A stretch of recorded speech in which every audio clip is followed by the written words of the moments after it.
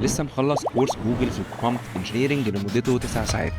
بصراحة هو أحسن تدريب AI عن prompt engineering أخدته في حياتي. معظم الناس أول لما بتشوف 9 ساعات بتعمل سكرول وبتعدي، بس أنا قعدت على كل موديل وحليت كل التدريبات واكتشفت إن 90% من اللي بيعلموه ممكن يتلخص في سيستم واحد بسيط ويتكرر. فعشان كده قررت أوفر عليكم الوقت وجمعت لكم كل الأساسيات اللي جوجل قالتها في الكورس ده عشان تقدروا تتقنوا السيستم كله في أقل من 15 دقيقة. طبعا مش هقدر أحط كل درس من كورس 9 ساعات في فيديو واحد، فلو عايزين التدريب كامل وكمان شهادة رسمية من جوجل تقدروا تحطوها في السي في أو على لينكد إن. هسيب لكم لينك الكورس في وصف الفيديو. قبل ما نبدأ حابب أوجه شكر كبير جدا لكل الناس اللي انضمت كأعضاء جدد في القناة. دعمكم بجد بيفرق معايا جدا وبيساعدني إني أكمل وأعمل محتوى زي ده بشكل مستمر. ولو انتم مستمتعين بالفيديوهات وعايزين تدعموا القناة وكمان تاخدوا مميزات إضافية تقدروا تشتركوا كأعضاء من الزرار اللي تحت. الموضوع كله بيبدأ إنك تفهم الموديل بيفكر إزاي، عشان كده جوجل منظمة الكورس كله حوالين 5 مبادئ أساسية: تاسك، كونتكست، ريفرنسز، ايفالويت، وإيتريت. اساس كل حاجه هو التاسك، وده ببساطه انت عايز الاي اي يعمل ايه بالظبط، مش الموضوع بشكل عام لكن النتيجه اللي محتاجها بشكل دقيق. مثال على التاسك سيء: ساعدني في ايميل، لكن ممكن نعيد صياغه الجمله دي علشان تبقى تاسك كويسه. ان انا اقول له اكتب ايميل لفريق الماركتنج عندي بخصوص تغيير في المواعيد. بس هنا جوجل بتزود الموضوع خطوه كمان، انك تقدر تضيف عنصرين يخلوا التاسك اقوى بكتير. اول حاجه البيرسونا، وده انك تحدد الشخصيه اللي الاي اي بيشتغل بيها. لما تقول له اشتغل كخبير ده مش تمثيل، ده بيخلي الموديل يستخدم نوع معين من اللغه والتفكير. يعني انك تطلب برنامج تمرين ده عادي، لكن لما تضيف اشتغل كمدرب شخصي او اخصائي علاج طبيعي، ساعتها هتاخد نصايح آمنة وتركيز على الجسم مش مجرد لستة تمارين، وده بيغير شكل الإجابة بالكامل. تاني حاجة الفورمات، ودي من أكبر الحاجات اللي بتوفر وقت. لو ما حددتش الفورمات ال AI هيطلع لك كلام عام في شكل فقرة كبيرة، لكن لما تطلب إنه يصيغ الإجابة في لستة من النقط أو جدول، أنت كده بتجبر ال AI ينظم تفكيره بدل ما تاخد معلومات خام وتعدل عليها. بتبدأ تاخد نتائج جاهزة للاستخدام مباشرة. الإضافتين دول بيحولوا التاسك من حاجة عادية لنتيجة محددة ومنظمة بدل ما تكون عشوائية. أول ما التاسك يبقى واضح لازم تضيف الكونتكست هو المعلومات الخلفية اللي بتوجه الموديل. القاعدة هنا واضحة جدا: كل ما تدي معلومات أكتر كل ما ال AI يخمن أقل. خلينا نشوف مثال على كده. أنت محتاج تكتب لاندنج بيج للمنتج بتاعك.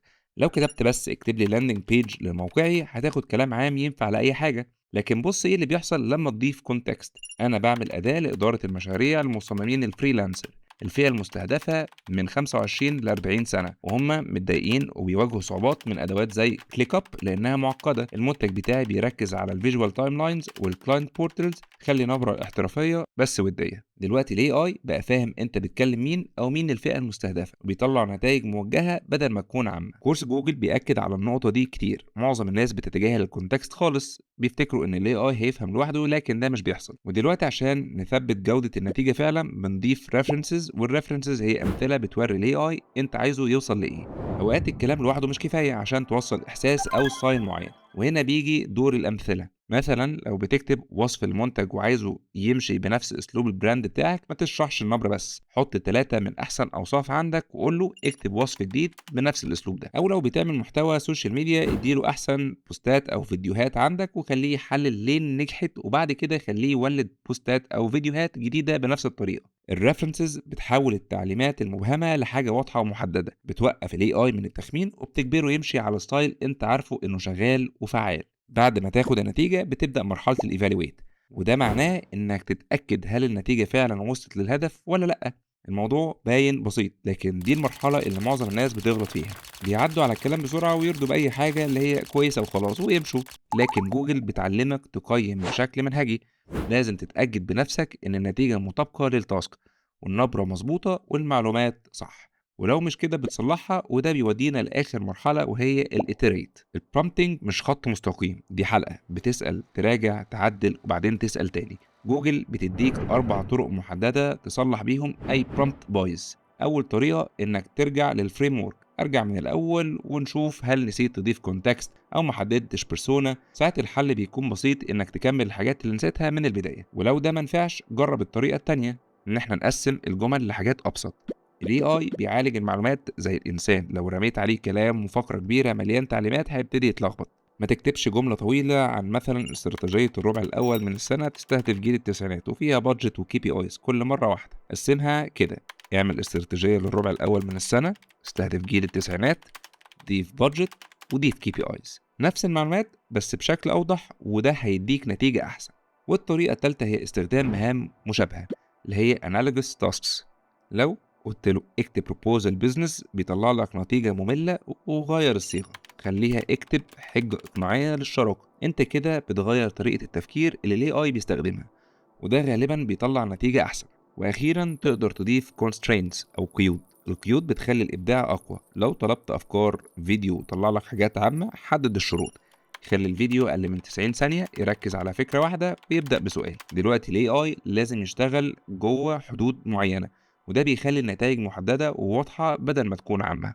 بعيدا عن النصوص، في حاجة اسمها المالتي موديل برومبتنج، وهنا الموديلات زي جيميناي بتتميز فعلا لأنها مش بس بتفهم نصوص، لكنها كمان بتتعامل مع صور وصوت وفيديو بشكل مباشر. مثلا لو انت بتعيد تصميم موقع وعايز فيدباك، بدل ما تضيع وقت وتشرح اللاي اوت بالكلام، بس ارفع سكرين شوت او صورة وبعدين قول له حلل تصميم الصفحة دي وحدد 3 اماكن ممكن المستخدم يفقد فيها تركيزه، واقترح تحسينات. نفس الفريم ورك لسه شغال هنا، بس بدل ما تستخدم وصف نصي ضعيف، تستخدم الريفرنسز اوضح زي صور او صوت.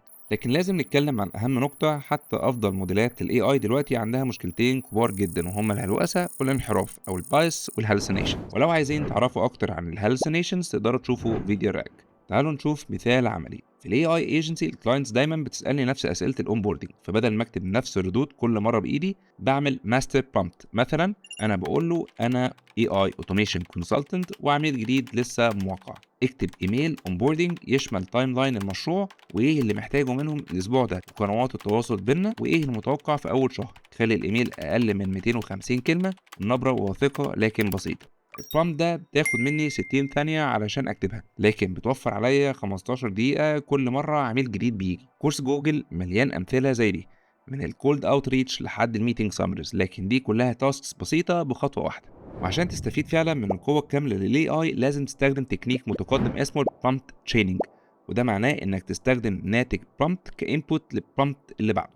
يعني بتبني الشغل خطوة خطوة. مثلا تخيل انك هتعمل بودكاست لمطوري الالعاب المستقلين، تبدا انك تطلب منه يولد 10 اسماء محتمله للبودكاست تستهدف مطورين مبتدئين وباسلوب مرح. بعد ما تختار افضل 3 اسماء ترجع تبعتهم تاني وتطلب منه يكتب تاج لاين من جملتين لكل اسم يوضح ليه المستمعين بيهتموا بيه. واخيرا بعد ما تختار الفكره الافضل تبدا المهمه الكبيره باستخدام الاسم والتاج لاين ده. اعمل خطه اطلاق لمده 4 اسابيع تشمل استراتيجيه الاعلان، الضيوف، وخطه الوصول للناس. كل خطوه مبنيه على اللي قبلها. بدل ما تحاول تكتب مشروع كبير في طلب واحد، انت بتوجه الاي اي خطوه خطوه بشكل منطقي. بس خلينا نرفع المستوى كمان، ساعات مش محتاج بس خطوات ورا بعض، انت محتاج تفكير اعمق، وده اللي بيجي من التشين اوف ثوت برومبتنج. التكنيك ده بيخلي الاي اي يشرح طريقه تفكيره خطوه خطوه، بدل ما يديك الاجابه النهائيه بس انت بتخليه يوريك هو وصل ليها ازاي. وده بيساعدك تكتشف اي غلطه في التفكير بسرعه. مثلا انت بتختار بين 3 نماذج تسعير لتطبيقك، تقول له امشي معايا خطوه خطوه في تفكيرك لكل اختيار، خد في الاعتبار سيكولوجيه المستخدم، استمراريه الايرادات، وتسعير المنافسين. هنا الاي اي مش بس بيقترح نموذج، ده بيشرح ليه اختار ده وليه ساب التاني. بعد كده تقدر توجه لو لقيت ان المنطق فيه مشكله. بس السؤال ايه اللي يحصل لو مفيش اجابه واحده صح؟ وهنا يجي دور التري اوف ثوت برومبتنج. التكنيك ده بيخلي الاي اي يستكشف اكتر من طريقه تفكير في نفس الوقت، وده بيبقى مثالي للمشاكل المعقده زي المشاريع الابداعيه او القرارات الاستراتيجيه. تخيل انك بتصمم اونبوردنج لتطبيق موبايل، فبدل ما تطلب فكرة واحدة تقول له طلع 3 أفكار مختلفة تماما، واحدة تركز على السرعة، واحدة على التعليم، وواحدة على التخصيص. وكمان لكل فكرة خليه يشرح تجربة المستخدم وإمتى ممكن المستخدم يسيب التطبيق. أنت هنا مش ماشي في طريق واحد بس، أنت بتستكشف كذا طريق في نفس الوقت. ال AI بيولد كذا اختيار وأنت بتقارن ما بينهم وتقيمهم مع بعض. دلوقتي وصلنا لأهم جزء في الكورس كله، وهو ال AI Agents. جوجل مخصصة موديول كامل للموضوع ده، وده لسبب مهم جدا.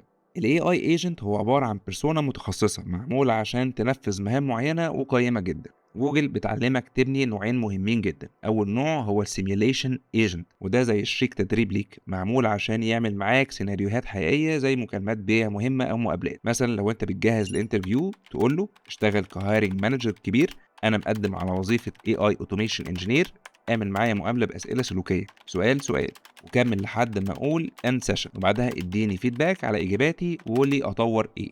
والنوع التاني هو الاكسبرت فيدباك ايجنت، وده زي مستشار شخصي مثلا لو بتكتب كولد ايميلز وعايز تحسن الكونفرجن تقول له انت خبير مبيعات عندك 15 سنه خبره، هوريك تمبلت الايميل بتاعي قيمه من ناحيه قوه السبجكت لاين، وضوح القيمه، وضعف الكول تو اكشن.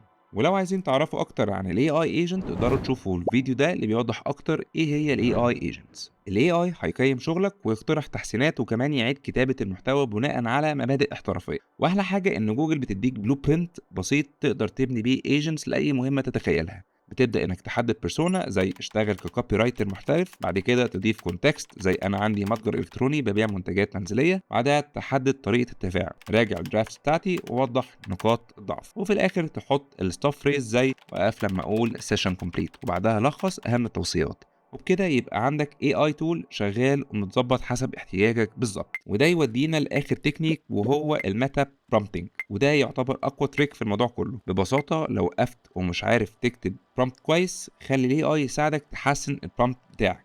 اساله ازاي اخلي البرومبت ده اكتر تحديدا، او ايه الكونتكست اللي ناقص عشان النتيجه تبقى احسن. الاي اي هنا بيبقى زي مساعد ليك عشان يحسن البرومبتنج بتاعك، والتكنيك ده بيضمن انك دايما توصل لافضل نتيجه حتى لو مش عارف بالظبط تسال ازاي. ودي خلاصه كورس جوجل اللي مدته 9 ساعات متلخص تقدروا تستخدموها فورا. بس افتكروا دايما الخطوات: حددوا التاسك، حطوا الكونتكست، ضيفوا الريفرنسز، وبعدها قيموا وكرروا. الحلقة دي تحديدا هي اللي بتفرق بين الناس اللي بتشتكي ان الاي اي مش شغال، والناس اللي بتستخدمه وبتوفر ساعات كل اسبوع. فجربوا ده المرة الجاية لما تفتحوا جيميناي او شات جي بي تي او حتى كلود. بلاش تخمنوا بجملة واحدة، وابدأوا امنوا البرومبت بتاعتكم خطوة خطوة. ولو فعلا عايزين تبدأوا تاخدوا نتائج احسن من الاي اي، انا عامل برومبت انجينيرنج ستارتر كيت مجاني في كل الفريم وركس والبرومبتس والامثلة اللي بستخدمها. تقدروا تحملوها من اللينك في اول تعليق. هيوفر عليكم وقت كتير وهيخليكم تتنقلوا من التخمين لنتائج ثابته وعاليه الجوده. بس خلي بالكم انكم تعرفوا تكتبوا برومبت ده نص الطريق بس، انتم كمان محتاجين الادوات الصح. انا جربت مجموعه من الاي اي تولز هتساعدكم تتميزوا في كل حاجه. ممكن تشوفوا الفيديو ده. اشوفكم هناك. سلام.